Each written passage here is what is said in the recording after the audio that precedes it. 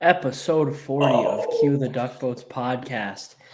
We are reporting live. It is 7 p.m. on Sunday night after a frenzy of players were thrown on through waivers today, getting cut from their NHL team, sent down to the Always Hungry League. And wow, we have some things to get into. But first of all, Kevin, famous number 40.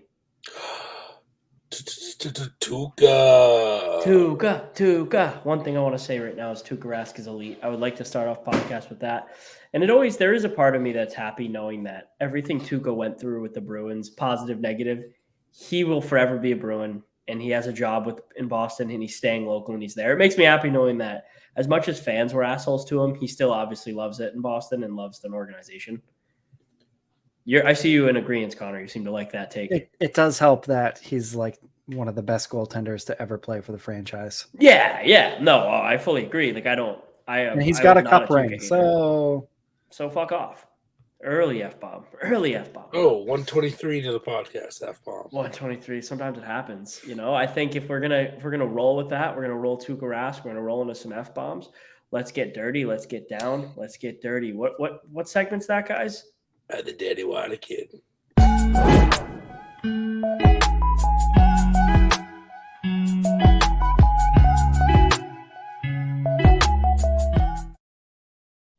So obviously topic one for us here with the dirty water. Sorry if you're the dog barking in the background. He's a little dirty scoundrel. Is the waiver. The guys were put on waivers today. We had a huge surprise. Let me tell you, our group chat blew up when we saw this. At that point, freaking out. Oh, it was awesome. Riley, Wagner, and Folino all put on waivers. Yay. Reactions. Go first. Go. Yeah, who wants to go? Who wants to talk about it? Let's go player by player. Let's start off with Folino. Go ahead, Kevin. Yeah, no, so very happy. Folino, he didn't really show it except for that last preseason game. But it was just interesting because I feel like they kept him around because they had the respect for the veteran, but then just see him like, oh no, we're gonna send him off. I think that caught a lot of people off guard because you always felt like you kept him around, you were going to honor him being a veteran in the league, his reputation and everything, being the captain back in Columbus. So you weren't going to do him dirty like that. But Sweeney's like just pulled the rug right out from under him. So. Yeah, I mean, I'm one of the people, and I think I've said it pretty openly before on the podcast. I am very anti Nick Folino. Just looking back at his production with Toronto after he got traded there, it was crap. He got hurt. He signed with the Bruins, has been pretty much immediately miserable. Which was way too big of a contract. I mean, it was bad. It was exactly like the Matt Bolesky contract. Pretty much similar money as well. So I'm all for I'm all for sending him down at this point. I feel like there are definitely younger players who've made the case that they deserve the playing time more. And I also think that this kind of tips the cap to where the organization is headed. Like they're not keeping that Nick Folino in the lineup for another year for, similar production that you might get out of AJ Greer, in a good year of Nick Folino. So I think it's a sign of what's to come, and times are changing in Boston. Finally. About time. That's the big thing. It's the young guy's game now. You got to give him a chance. You can't. Yeah, it comes down to, right, like, who is Folino displacing on that roster? And I've been saying it for the whole summer. Who is he displacing on the roster? That was before Stanika and AJ Greer and Jacob Lauko, a guy who really, like, I think I've been like, I was super high on him, right? And then he got hurt at World Juniors, and I was like, I didn't really see it last year from him. Now a year off that injury, Jacob Lauko looks great too. He's not displacing any of those guys, and he's not going to be there taking minutes away from those guys. And at a certain point, he's a prideful guy who's been in the NHL for a while, and they're probably trying to give him a chance, go play somewhere else. If anyone else wants to, go play somewhere else, or we'll send him down the AHL, and I'm sure the Bruins would do right by him and trade him for peanuts if they can. But they ain't gonna eat his money. They're just gonna let him sit down in the AHL if not. So I just think that the Bruins are for once doing what's best for the product on the ice and not for the egos in the locker room. Amen. With Folino. There's one more thing I want to say on this topic before we jump into the next guys. Obviously, I think we're all in unison with I think Nick Folino is a great guy. I think we all do. I think he's a great leader. I just don't. Except he likes candy corn. That kind of. There is one thing though, right? Like Folino is an NHL player. He is an NHL player. He should be playing in the NHL, not the AHL. Just probably not on a contending team. I don't know that I would agree with that. I think he plays in Ottawa. Not Ottawa. I think he plays in Arizona. Like there are teams he can play on. His NHL years are actually behind him. And if he plays in the NHL right now at his level of talent, it's because it's just an abysmal team. That's it. Yeah, no, correct. That's what I mean. He's not going to be on a team that's contending, but I think he can play in one of those teams. But, I mean, hey, we could be proven wrong. He could go down to the AHL, light it up, get a chance, and run with it. I just don't think that's going to happen at all. But, one thing. I was listening to 32 Thoughts this week, and Elliot and Jeff had said one thing that really resonated with me. And they were talking about McLaughlin being sent down and how that was kind of surprising. And that the veterans and guys who have been in the NHL know who's supposed to be on the team. They know. Training camp and preseason show those guys who's supposed to be there. And a team like Boston has done it for too long. They've done it for too long where the guys who are supposed to be there aren't.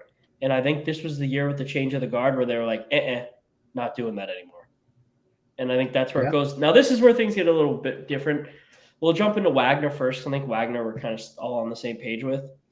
Yep. The only thing with me that was weird is, do I think Wagner should be on this Bruins team to start the year? No. He simply got outplayed. Do I think Wagner's going to be a guy who might be called up this season and might play good and stick at a certain point down the stretch? Yeah, I think he could be a good black ace in the playoffs next year. Exactly. Like he's a guy who can play, and I think he's a guy who respects that role and is okay with it. I don't think he's a guy who's ever going to cause a problem with an ego or anything like that. That's just not him. I've listened to enough interviews with him, I think, to get like him, the person's just not doing that. But I just don't think he displaces these guys who are there. The only thing I found weird was Montgomery did say Wagner made the team like 2 days ago and then kind of backpedaled and said it wasn't finalized in an interview. I think maybe he had misheard the question or something like that. He said like Wagner had done more than enough to make the team, which was kind of, I don't know. Did you guys hear that comment? Yeah. So I did hear that comment, and it definitely leads you to think that he's saying, yes, he's going to be a part of this team. But I also think we have something else to consider here, is that the Bruins have to be cap compliant to start the year. So if these guys clear through waivers and they all get sent down to Providence, then the Bruins will have enough cap space to start the year. And then McAvoy and Marchand will go on LTIR. And then and one of them could probably come back up at that point. But I don't know. I don't know if they do, though. I don't know if they even do. I mean, no, the two we've talked about don't. Yeah, I think that our third and final option. Folino was a statement. Yes and no. Dude, you don't send – that's a statement to Nick Folino.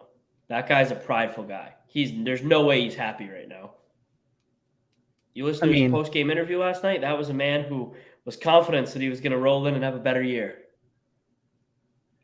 Shit happens. It does. That's life. Agreed. And I mean, to be honest with you, I don't think that my last comment on Folino, I don't think that he's ever really going to make it back out of the AHL at this point. It's going to be another case of like James Neal. I think he might get picked up somewhere where they want his experience in their locker room to like help some young guys get along. I really do. Like I think like those teams that could use that. Maybe in Buffalo. Yeah, no, that's what I mean. I mean a team like that. Like you keep shaking your head then agreeing. Like I'm like, yeah. I mean, like I don't. But at this point, like, why is Buffalo going to do you that favor for free? They'll let them clear waivers and say, hey, if you want to give us, a third round pick, we'll take them. We'll see. We'll see what those teams do. I don't know. I actually really don't think he's going to get claimed. Last guy, Mike Riley. This one was weird. This one, I think he doesn't make it through waivers. No, he shouldn't. Mike Riley played hurt last year. And that's something that he proved was true, I think, in this preseason. And I think the Bruins have tried to move him before, and they didn't get any buyers for what they were expecting. So I think the whole strategy of these specific three players hitting the waiver wire is that they're hoping at least one of them gets claimed, and then the other 2 can still get sent down to Providence, and they'll be able to accrue cap space. And I think Mike Riley is probably not going to make it through the claim status. I mean, if you think about it, Chicago or Ottawa, when you texted that, I already thought the same thing. Yeah, Ottawa seems just like a picture perfect place. That's where he was traded from when they were quote unquote still, 1 year, 2 years away from, going all in like they obviously did this offseason, but they're still looking for another right shot defenseman. And I'm not a huge analytics guy myself, so don't get me wrong when I say this, but the analytics on Mike Riley are phenomenal. Yeah. It doesn't always appear on the eye test, and sometimes I'm like, what the hell is happening? But his analytics are pretty strong. So I don't know. Maybe this is just the quick and easy fix for the Bruins to drop $3 million in cap space and make their lives a lot easier. But it definitely wasn't the person that I expected them trying to get rid of. That's for sure. Not at all. Not at all. That's I thought Riley was weird. I thought he earned a spot. I really did. But he doesn't fit. If Grzelcyk is back sooner than expected, he just doesn't fit. Mm-hmm. If they're trying to sign Strawman, he just doesn't fit. I think he lost his job to the fact that Grizzy was getting healthy faster, and they're right now, as we speak, trying to sign Strawman. And Zaboril's a stud. Yeah, but it's I guess the outside people didn't know that, but we did. So I looked at it like I had Zaboral penciled into this team 4 months ago. But I mean, nobody really knew what you were going to see. We all expected. Yeah, I know. He tore his ACL, so you're right. He could be the Moritz Seider of this year and have an absolute workhorse of a season and be in the contention for a Calder Trophy. You never know. You're right. I mean, yeah, I don't think you're wrong at all. I'm just trying to figure out why. I just won my bets and they paid me out wrong, so that's fun. Shout out the RI Sportsbook for being just terrible at all times. Like, I can see what I was told I was paid out, and it just credited wrong to my account. So that's my current stress. But yeah, no, I just don't. I don't know. It was a weird move, but he's really not going to fit. Like, he's not a guy it's not going to make the Bruins worse not having Mike Riley. I just thought he earned a spot in this team. I think that's the best way to put it. Yeah, and him getting claimed makes the perfect amount of cap space to sign Strawman to a league minimum. Yep, it does. It does do that, and I think that's what they're going to do. And from there, I look to like one last thing for the Bruins. Jack Studnicka finally made this team. Long time coming. It is his actual legit chance. Like, I don't think Montgomery's given him 2 weeks. Like, he's made the fucking team, and he's going to get to play. He's going to get months of NHL hockey, and he's going to play someone on that third line. I'm telling you he's going to. The way he played last night and the night before against NHL guys, he was in the mix and he made things happen. He drove play, and I think we do have a top 9 center in Jack Studnicka. I really do. We'll find out. Like, we're going to find out this year, but I think Studnicka's a player. I really do. I don't know if I'm overexcited for him, but I think he's a player. I think what would be phenomenal for him is to slot him at third line center and move Charlie Coyle to the wing and put Frederick or Greer on the opposite wing. Because then you have Charlie Coyle who can take some of the face-offs. Oh, put Coyle to the wing? Is that what you said? Yeah, put Coyle to the wing and let Studnicka actually play the center position, but still have the backup of Charlie Coyle can take some of the more important face-offs when time comes, but let him, get used to playing in that center role. Because the worst thing that can really happen to him is you stick him on the third line and he's a wing, but you really want him to be a center a year to 2 years from now. It just doesn't make any sense. And with the injuries right now, I feel like that's a very good possibility that he could move up into that third line in some capacity. I just hope to God it's in the middle. Yeah, I agree. I really do. Like, I think that's the biggest thing is he showed us he's a center. Forcing him to play wing, it's not his position. It's not him. He's a workhorse center that likes to be able to cruise and get around. Yep. And I think that's one of the bad things that's happened to Trent Frederick in the NHL. He's a center. Trent Frederick's also a center. He's a little bit more rugged, so I think that he can handle the wing a little better. But for the first time in a long time, we have 3 younger players under the age of 25 who are getting NHL opportunities on a Bruins team, all 3 with upside. Mm-hmm.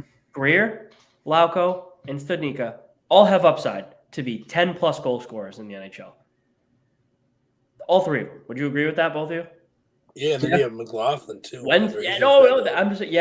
have more guys. We have another 3 guys.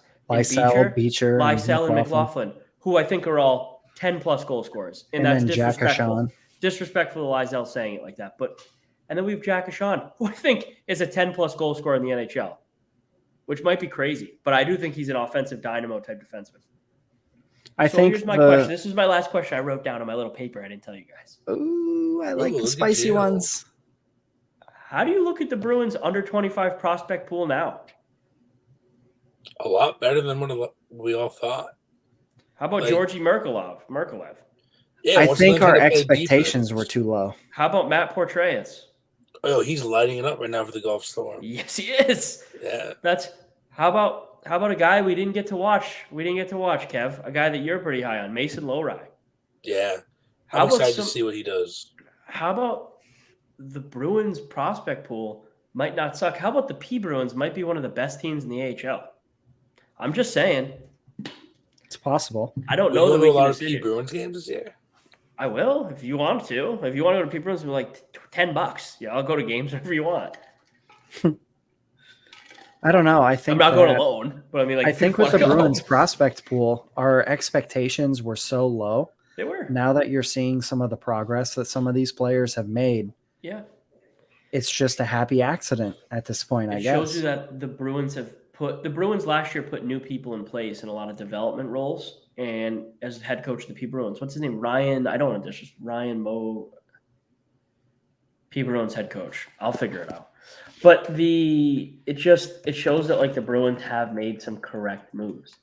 Right, bringing Adam McQuaid in for defense. Ryan Moganel. He's done a good job. Like I'm excited. I'm excited for this year for Boston. I think all 3 of us are. And I'm going to have to watch the first game of the season while sitting in a Zoom meeting for a USA hockey class that I'm being forced to take. So I can't. I have one question. Okay. Before we go in with the opening game on Wednesday, what is the biggest weakness right now on this roster?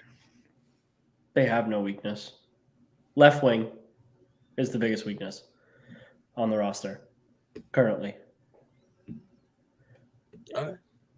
Proven NHL talent in their bottom 6. No.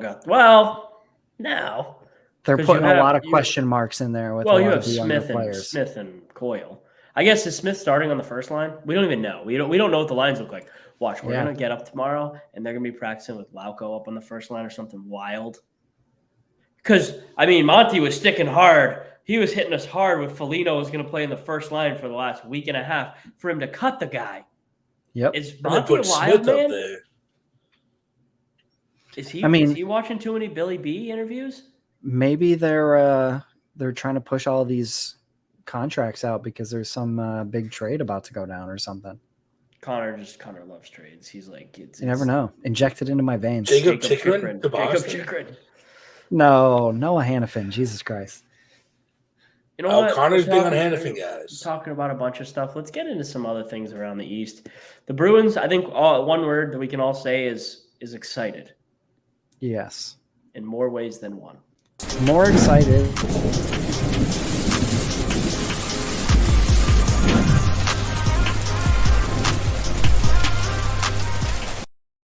The salt of the Eastern Seaboard. The saltiest of salty teams. Not named the Boston Bruins in the East. The Toronto Maple Leafs not. But they just signed Zach Aston-Reese, which I thought was it was a good signing. A guy who should have had a contract, right? One of these guys like the Sonny Milanos of the world who just should have probably had contracts. And Sonny Milano is just free floating.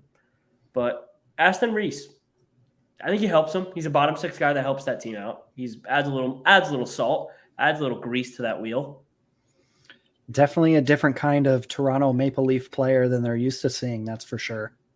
Yeah, I mean the Leafs. I was so high on the Leafs for like weeks, and then I watched the preseason games. I And watched you're what their like, oh my defense looks God. like, and I watched their goalies. The Leafs are worse than they were last year. That's for damn sure. Mm-hmm. 10 out of 10. That's unfortunate for them. Well, it's the whole city of Toronto because you see the Blue Jays. They just choked in the MLB playoffs. Oh God. Did the Mets get knocked out yet? Nope. Game 3 is tonight to determine. The Metis. That fan base. But the Blue Jays were up like 9-1. They lost 10-9. Toronto, pain. Seattle. Pain. What I'm really upset for Toronto is the Mitch Marner playing defense is actually not a joke. It's 100% serious that in certain situations, they're going to play him as the fourth forward on regular 5-on-5. It's going to be sick. I can't wait for them to do that against the Bruins and Pasta to skate by him like a pine cone. What I really am upset about is in our fantasy draft, I looked when I was looking for a defenseman to see if Marner was listed as a defenseman, and he's not. So the Taysom Hill of fantasy. Yeah, he could be. Brent Burns is that for years. But like I don't, and Bufflin and Brent Burns both have like just played every position in hockey. Rip Bufflin. I don't know. He's somewhere just hunting in the woods of Winnipeg. Never heard about again. Yeah, poking his little voodoo doll of Evander Kane somewhere. Exactly, Evander Kane. I don't even want to get into that. But we have we're light on the topics for the rest of this. This is kind of Bruins heavy. Not a lot of stuff really happened on the Bruins players on waivers. We're gonna have our Central Division preview. Yeah, that's what I meant. Potatoes, baby. No, I know. I'm saying other than that, we don't really have like any. Of the East. What do we got? There's no like other news in the East. Oh, then okay, there's a couple things. Wayno Simmons, he didn't make the Leafs because he probably shouldn't make the Leafs. He's in the same boat as Folino, but the Leafs did something pretty classy here. The Leafs are a classy organization. They are a first-rate classy organization. They sent out a league-wide memo just letting them know, like, hey, the Wayne train's available if anybody wants them. We'll take Peanuts back because we respect them. We want to respect him, which is good. Wayne Simmons is definitely a player I like. Maybe, I could see a team like Philly trying to get Wayne Simmons back because Torts, I think, just wants guys who are going to grind. But they just waived Zach McEwen. Yeah, but Wayne Simmons has more talent. But you ever see that they sent Cam York down? Yeah, I saw that the other day. Absolutely. They don't want him to experience the loss going on this season. Nah, it's just Torts. It's Torts, man. The Torts effect is so bad on guys' morale. I can't wait to watch that show. Yeah. Too bad they didn't do like a what was it called? Like 24/7 or whatever that they used to do back in the day for the NHL teams. That would be great this year. We should get to watch Road to the Winter Classic, maybe. I guess just Behind the Beat does that for us anyway. Yeah. Imagine seeing a Rough and Rowdy with Torts and Gritty. No. I can't imagine that at all. Sounds retarded. But anyway, now for the most and least exciting topic. Yeah, Matthew Barzal signs an extension with the New York Islanders, 8 years, $9.15 million AAV. Ouch. Sorry, buddy. That's rough. I mean, like a lot. There's not. It's just a Lou deal. There's no bonuses. Not much to it. He just gets paid that out forever. I said on the podcast, I check myself when I'm wrong. I'm a hand up guy. I was like, there's no way he's staying there. He's leaving that team. The next week, I listened to an interview with him, and I knew he was staying there. He loves it. He just loves living on Long Island. Yeah, I mean, it's definitely apparent by the awful contract he just signed. Whew. For a contract for a star player like that to be making that much money and to not have any bonuses built into it is laughable. Yeah. Every other player out there right now is probably looking at him like, dude, why would you do that? I mean, it's just, I don't know. It's weird because like on a lot of the big podcasts, nobody talks about it because they're so scared of Lou. Like they just didn't talk about this as like bad. Like I don't know. I think there should be bonuses, whatever. I mean, he's making a ton of money, and he's gonna be. He's not like. I think he's pretty. Well, I mean, the purpose of having those bonuses in there is strictly for the player side of things. If there's a lockout or they missed games, they get shafted. I think he's gonna be all right.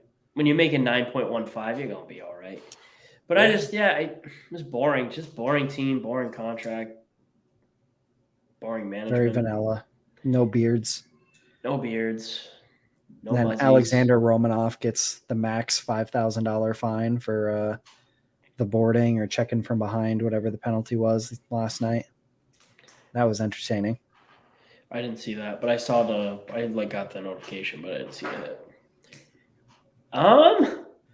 Let's get it. That's it for the East, right? I mean, we first have one piece of business to talk about in the Wild Wild West, and then we're gonna get right to our Central Division preview. So let's kick it. Let's hit the show.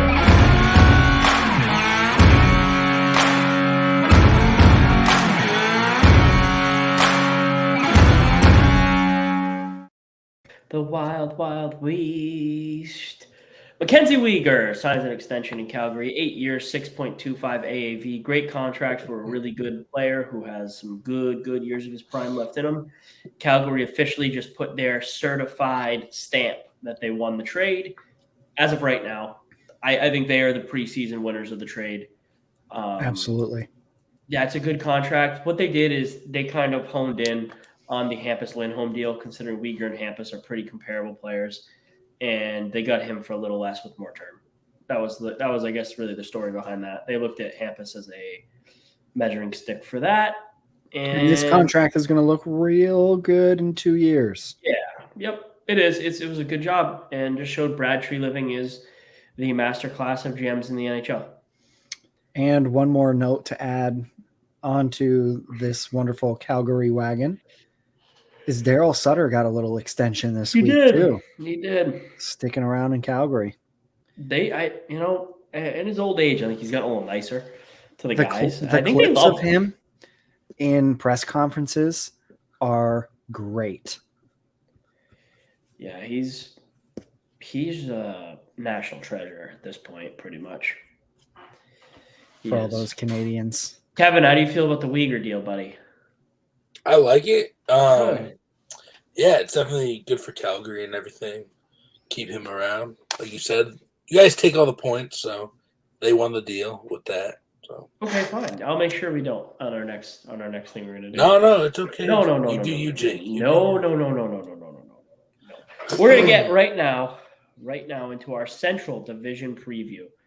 Sorry that we didn't do this one last week. We didn't really think about the fact that the Central Division, I guess, so did the Pacific. Yeah, so did the Pacific, but whatever. We probably could have hit them in 1 week. But we have fun here. Kevin is rocking his Minnesota Wild shirt. We'll start with the Wild then. Kevin, what's your season outlook for the Wild? You have the floor. No one's going to take any of your points, buddy. Run. Oh, all right. I think the Wild are going to be back in their same position. Probably finish second or third in the division. Okay. Colorado's easily going to be finished first once again. But yeah, Minnesota. They did a lot of hope in Alex Newhook you have. What? Just keep going. Maybe lose my train of thought. But yeah, no, I think a full year of Fleury in Minnesota. He's the number one guy there.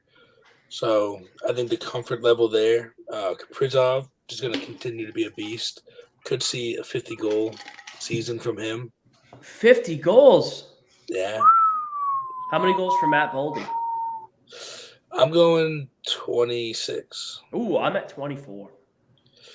So, big Matt Boldy guy. How do you feel about the Minnesota Vikings? Did that on purpose. LOL. Connor's a Packers fan, so the Vikings are his rivals. No, whoa. I'm a Tom Brady fan until he retires. Yeah. Okay. So for me in Minnesota, I think they're going to take a small step back from last year. I kind of disagree with you a little bit, Kevin. Talbot obviously wanted out, and they traded him to the Senators for Gustafsson. I don't really think that's as fair as a deal as people would make it out to be. Now, instead of having a 1A, 1B, now Fleury is definitely your 1A, in my opinion. And then they basically gave Kevin Fiala away for nothing that was going to help the team right now. They've got a ton of dead cap space still, and it's not going to get any better. So I feel like this is kind of a doggy paddle and keep your head above water type year for Minnesota. Stay in the hunt. Try to be competitive. See, so where I think that Fiala definitely hurts him, that I agree with. I think Marco Rossi and Matt Boldy step up big. I think they'll be right around the same. I just don't see a huge drop off, but we'll see. And they did. I mean, Kevin Fiala is really good, and losing him does hurt. But I think this team's still pretty good. Next on our list, the division leading, undefeated Smashville Predators.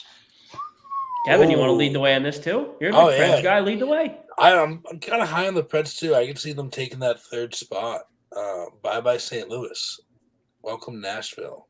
You're not the only person who thinks that either. Like, there's a lot of big people. And like I think one move that went really underrated was the Nino Niederreiter signing, and look, already he just picked him up on waivers. Yeah, he already has 3 goals, and he may not be the guy that's going to be scoring 30 goals, but he gives that depth there. And when you have Duchesne, you have Forsberg, you have all these guys, it's having a Niederreiter in your middle 6 there. It's gonna help out. You have the goaltending, you have the defense with Robin Yossi and Ekholm and all of them, and McDonough now. I think it's gonna be good. I'm high on Nashville. Great goaltending.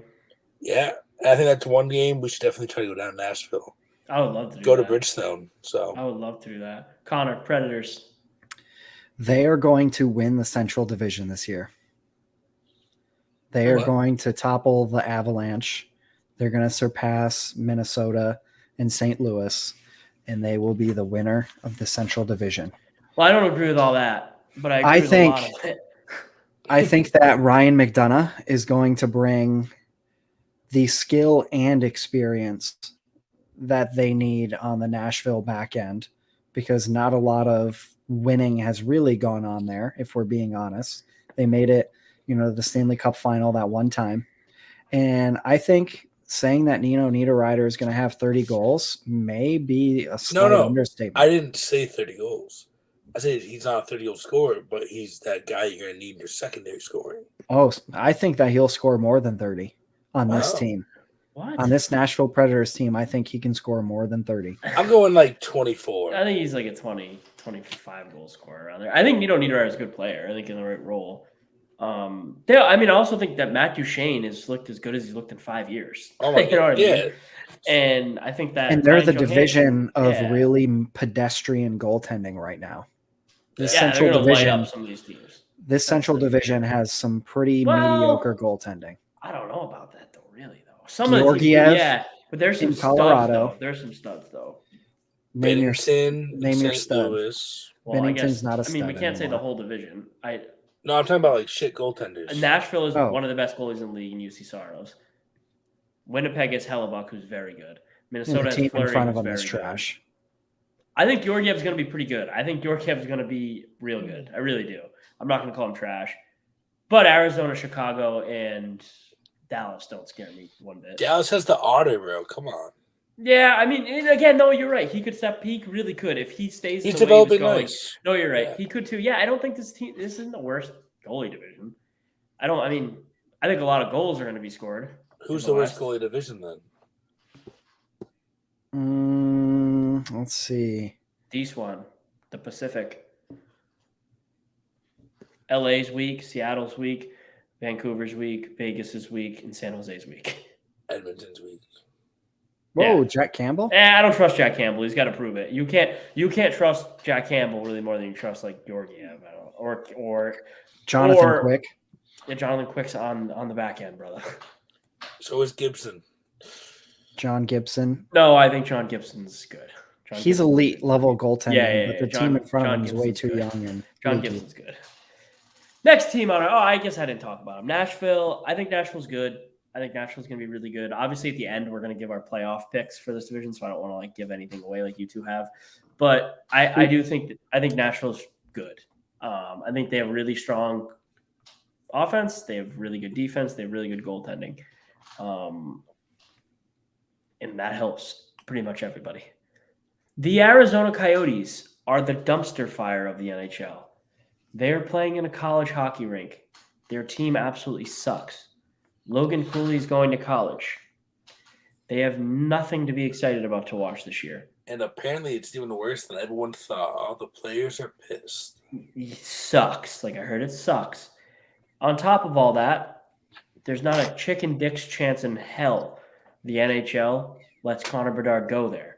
So saying Bedard watch, it just ain't happening. The NHL might not want it, but Gary Bettman will play. Yeah, no, you are right. That is actually a good point. Especially if Bedard goes there, then Austin Matthews goes home. I know this team has some 10 years down the line hope if they get a rink, because that hasn't been accepted yet. That vote hasn't passed. The Tempe Arena that's coming hasn't came. Remember that girl that wrote for us? She's like, the Tempe Arena's coming.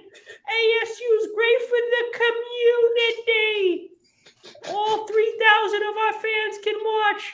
Wrong. Business. It's a business. You people don't understand business. I can look at you and know you don't understand business. It's business. You look. Anyone who's like looking at the Coyotes, like it's so great for the ASU community. Yeah, for the ASU students, no, it's great. Great. It's not. The ASU kids would probably rather go watch college hockey. They don't care about the Coyotes.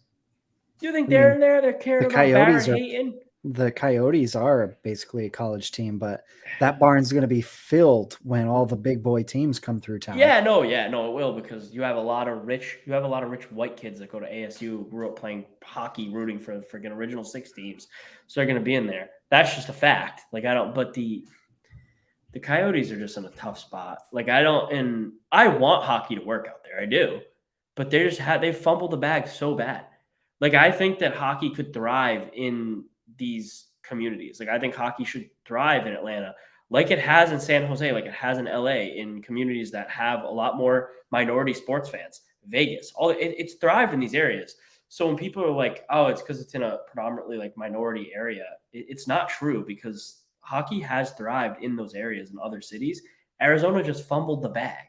They just didn't do this right. It's that simple. They did, it's just, that's what happened. It's not about say the people. It's about the way they built this organization.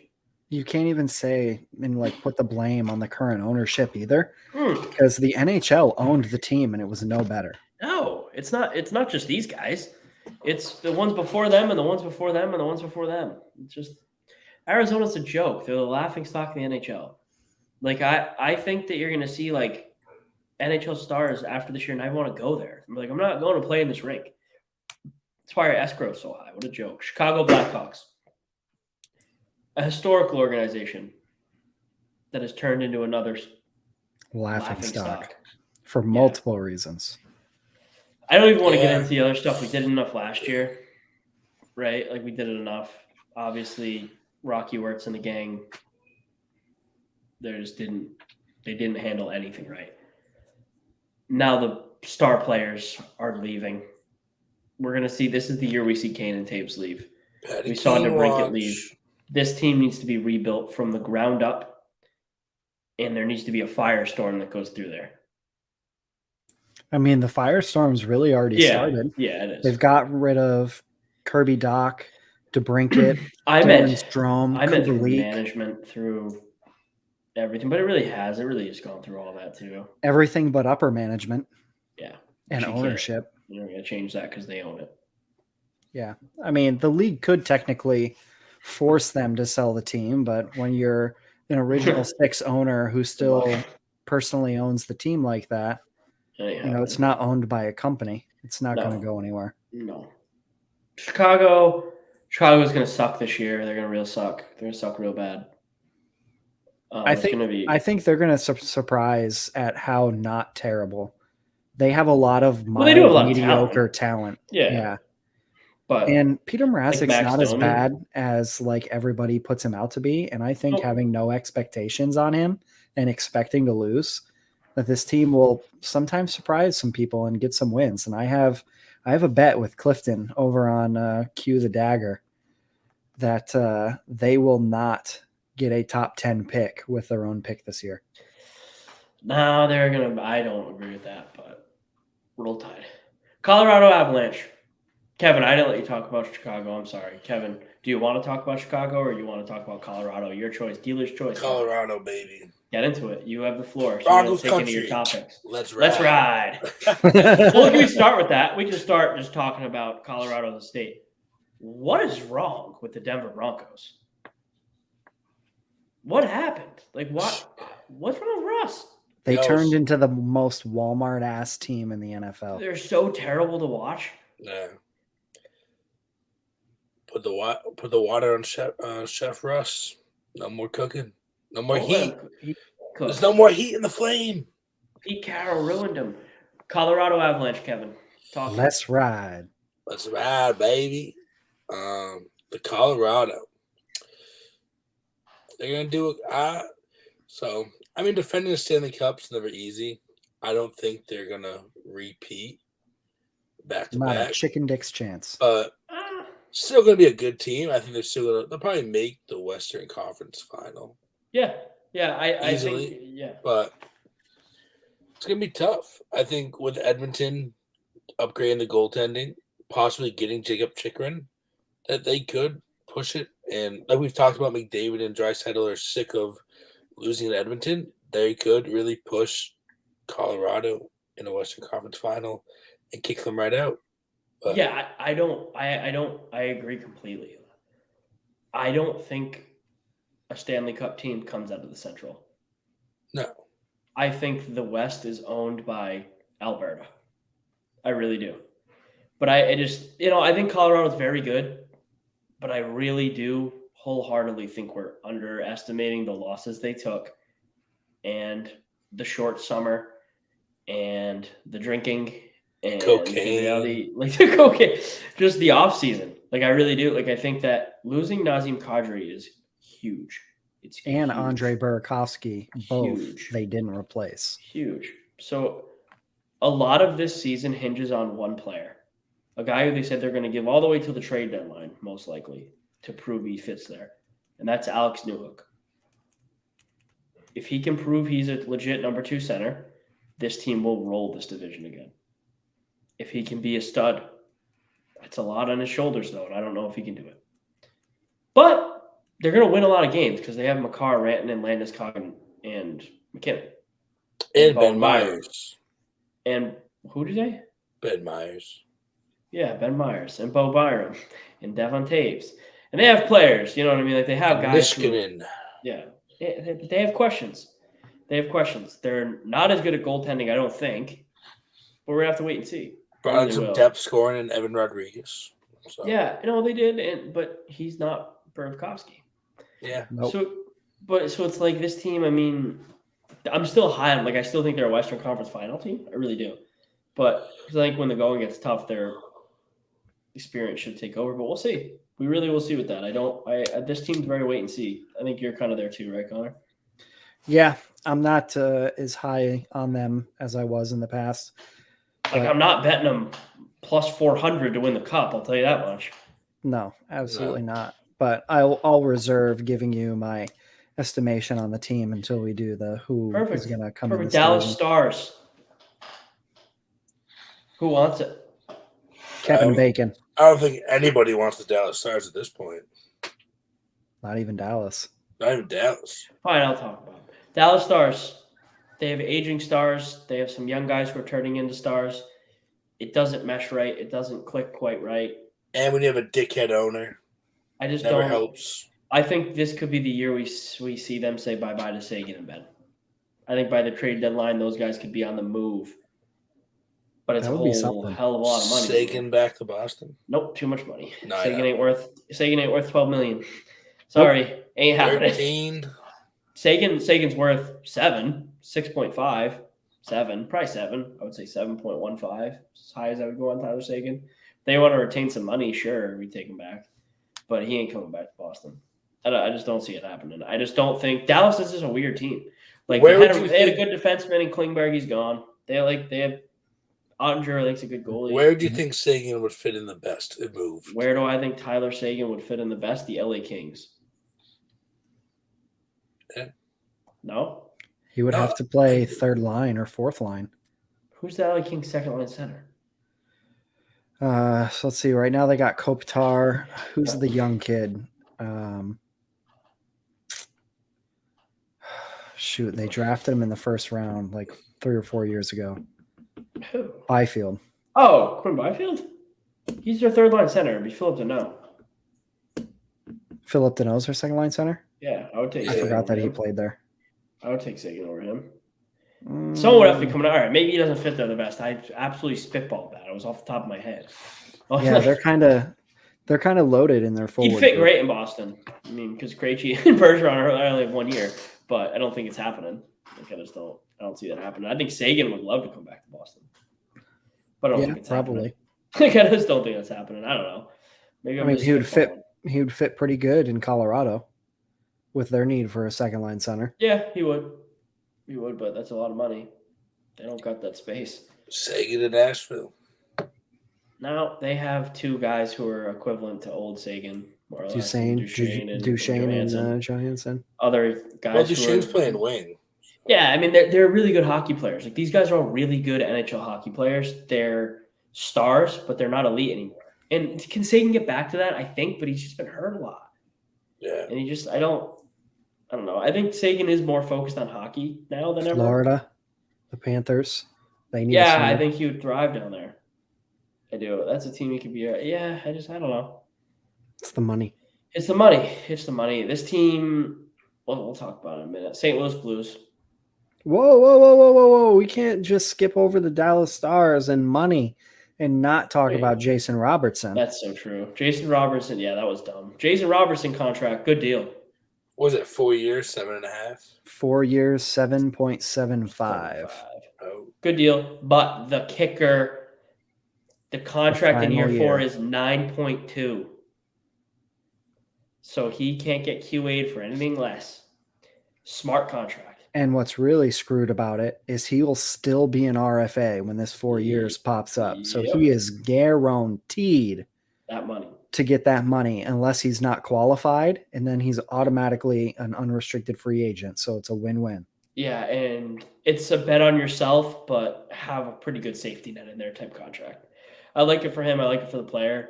I do think the Dallas Stars by year 3 or 4 are in a good place. You know what I mean? Like, I think they should be in a good place. We'll see. They're going to have to make moves to get more assets. They're going to have to pull a 2015, 2016 NHL Bruins retool. Oh, thanks for sharing. What? Thanks for sharing that.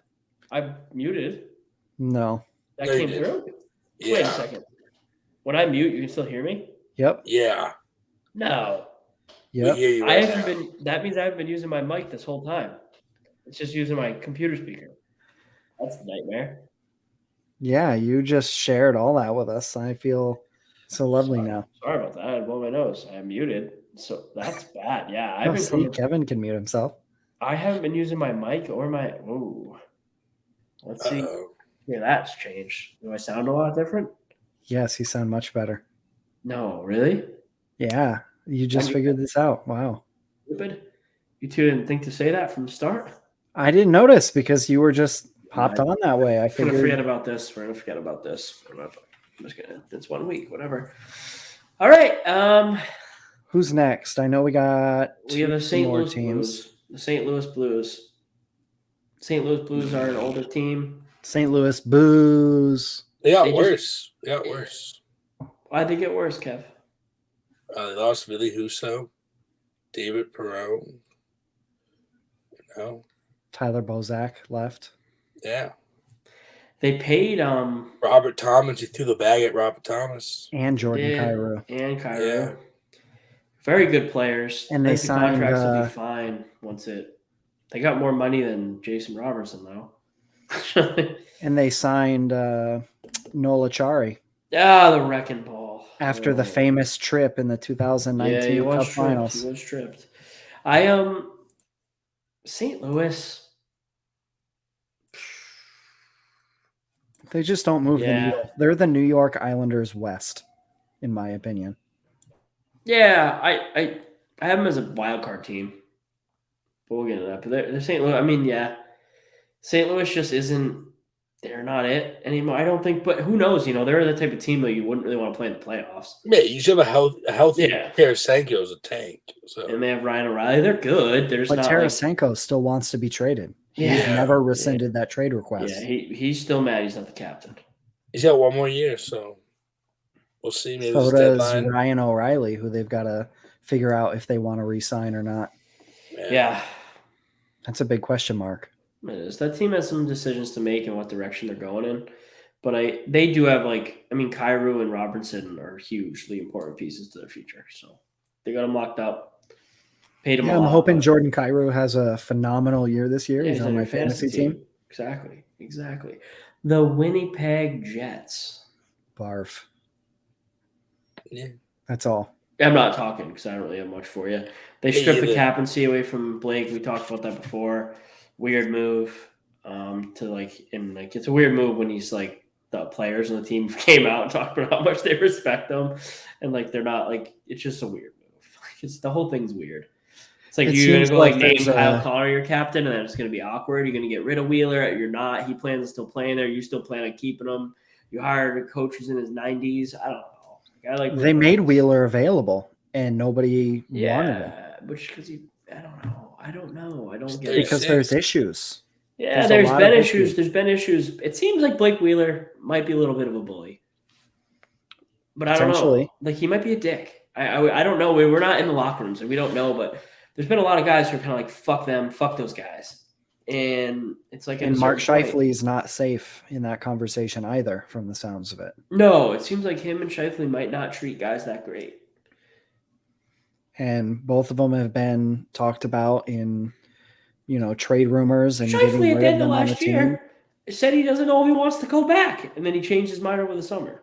I don't know. Let's get into who our playoff teams are, something positive, because this division, we did it last because it's just boring in many cases. It is a very boring division this year.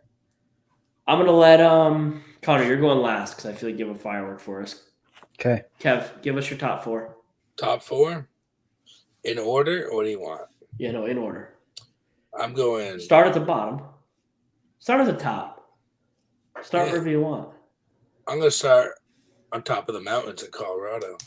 Okay. And then I'm going to go down to Minnesota, to Nashville, and let's finish it up down in Tejas. Dallas? Yeah. Okay. Tejas. Perfect. All right. I'm going with the Avalanche 1, Nashville 2, Minnesota 3, St. Louis 4. I'm going Nashville 1, Colorado 2, Dallas 3, Minnesota 4. Who'd you not have making it that we had? St. Louis. Oh, okay. That's fine. Yeah, so we have Connor and I had the same team, just different order. Yeah. I think all of those are possible. I really do. I think any one of those is possible. Because, I guess I forget, Rupi Hintz is a very good player who plays for the Dallas Stars, who people just forget's real good. They signed Mason Marchment, too. Yeah, they're not bad. Mason Marchment guy. They're not bad. Boring division. Thank God that's over. Woo-hoo! Wild Wild West was not too wild today. Because I think, you could have 5 teams in the Central making the playoffs. What? Yeah. I guess, yeah. 2. I mean, because when you really look at the Pacific, it's Calgary, Edmonton, and then Vegas, Kings, Vancouver. Vegas, Kings, and Vancouver, though, dude. They have some teams that are going to be pushing. That LA team has young guys who are ready. It was the same thing as last year, though. Yeah, it is the same thing as last year, but they were all right there. But Seattle's a little better, and so is Anaheim. So I think we are more likely to see 5 teams from the Pacific than in the Central. That's for sure. Well, I know it's crazy with this LA Kings team that has such a deep, everyone made it they have the deepest of prospect pools. He still hasn't. Who is their defenseman right now? Who made the team? So Brant Clark didn't make the team. It was I heard they thought he might. He didn't make it. It was Doughty.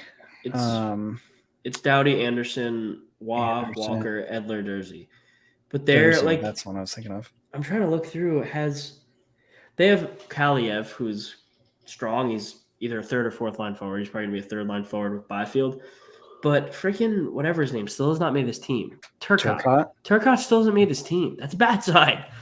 That's a bad sign for the development of your prospects. Yes and no. I mean, it's also a matter of where that person's going to play in your lineup. Like you don't want to play top 6 prospects in the bottom 4. I know. And also Byfield hasn't popped off yet either. No. So no. That I mean, a lot of those guys from those 2 draft years, like Lafreniere, they just haven't exploded like everyone thought they were going to. Capo. But I do think those guys, though, they look strong. They do look good. Against the Bruins. They look good. Both of them looked good. I think they're going to be pretty good. It's time for the kid line this year. Fuck Berkowitz. Just kidding. No, not. I genuinely don't like the Rangers. It's a team I don't really like. Lucky, what do we have left? The Lucky Duckies. You have any bets for us, Kev? Before I click the button, you have any bets for us? Oh. I'll hit it. Hit the button. You have a We'll second. I'll hit it.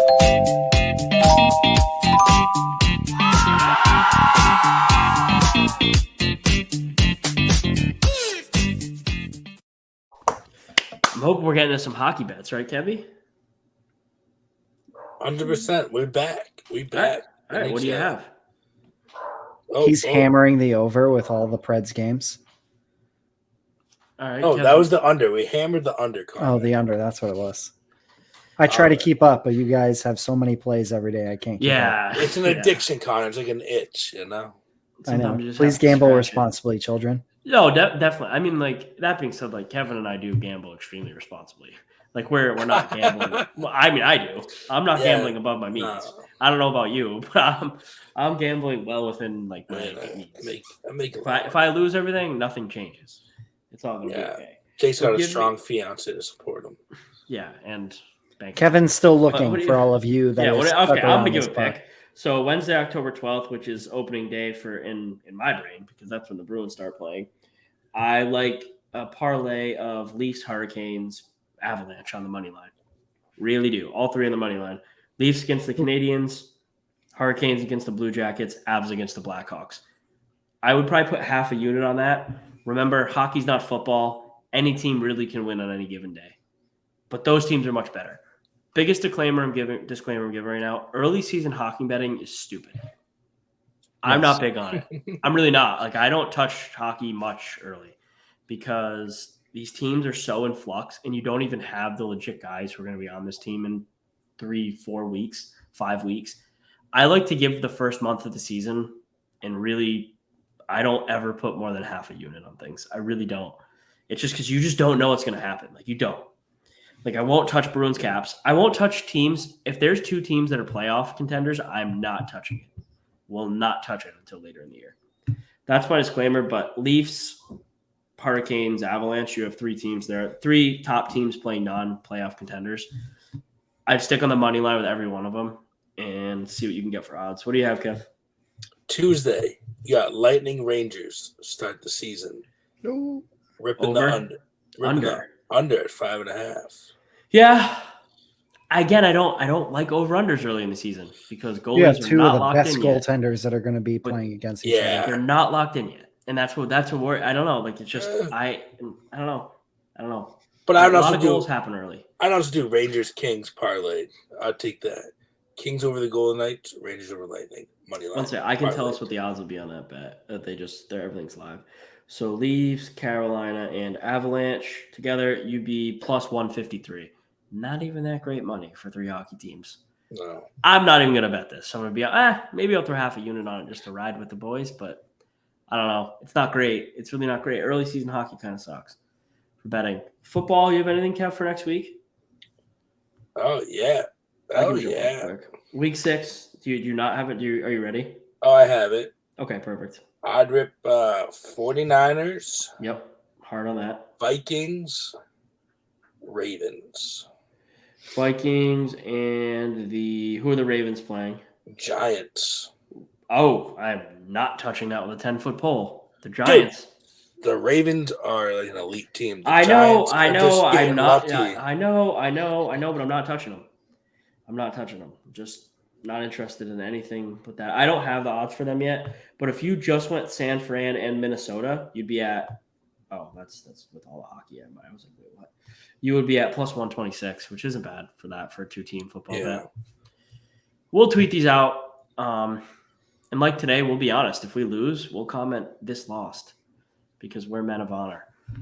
Biggest thing here, guys, remember to go to InsideTheRink.com for all of your hockey news. As the season kicks up, we are going to be the number one place for hockey coverage. Timeout. Breaking news. Breaking news. The Tampa Bay Lightning have suspended defenseman Ian Cole pending a result of the investigation for his alleged grooming and sexual assault. Good. I mean, I was waiting. He's a fucking scumbag. Fuck that guy. Time. Fuck that guy. Yeah, like just fuck that guy. I don't know what else other than that. Like, yeah. And if any of his teammates really did know that he was like bragging about this, they should be gone too. Approach the girl. With they should be gone too. I don't even like. That's just gross. Like they should be gone too. Anyone who knew about it, anyone's involved, should never play hockey in the NHL ever again. This topic, more than any topic of problems we have going on in the NHL today, makes me the most mad. Things with kids are just insane. These guys should be drawn and quartered if they're touching little girls. I mean, like I really do mean that. Like I don't. You're 26, 27 with a 14-year-old. Like what the fuck? Yeah, like dude, get out of here. Like what are you doing? You don't go to a club. In the NHL. Go to a club where you meet all these. I watched 30-year-old girls. Like, I watched a video today of Tom Wilson pumping his face in, and I smiled ear to ear. That's what I have to say on that. Back to hockey news. Yeah, I know. Do you want to say anything, Connor? Just you hate that guy. We hate that guy. We don't want him. Yeah, just fuck that guy. Dude, anyone. I mean, like Connor's a dad, right? So like anyone, it's just there are things that we really don't mess around with as three guys in today's society in hockey, and that's one of them. Like messing around with young girls, like I would love to hit that guy. I don't like that's the only thing I think about. Like it's just, with a crowbar. But it's insane. Like it's insane that we still have professional athletes doing this. Like what? Like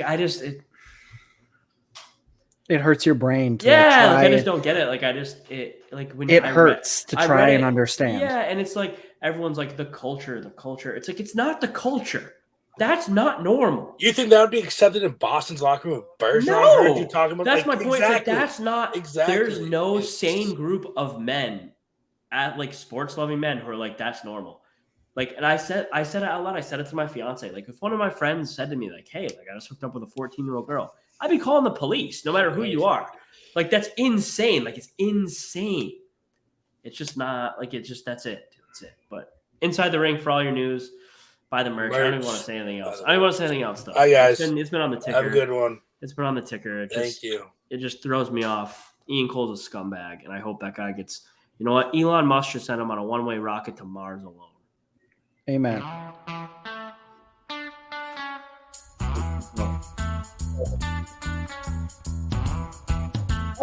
Woodcroft!